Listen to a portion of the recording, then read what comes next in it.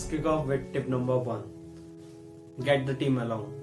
So before taking part in your first hackathon, you must know that hackathons are all about team building and how team reaches to a certain solution while working in coordination.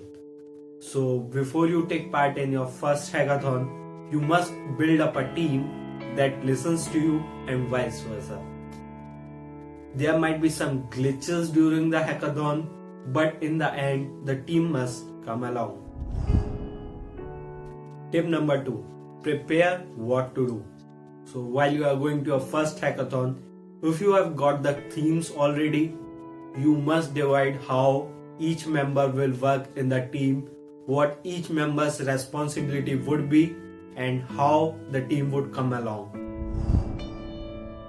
Tip number 3. Time and necessities. So while you are going to your first hackathon, you must decide how the time would spread out during the hackathon. You know, hackathons are a deadline event. So while you are going to your first one, you must know in what time this part of the code would be completed and what time this part of the code would be completed. So you must think thoroughly about that. And talking about necessities, you must bring out the necessary items to the hackathons. These include your USB pen drives, chargers, and any material that you can bring to share the code or information with all your teammates as fast as possible. Tip number 4. Learn and teach.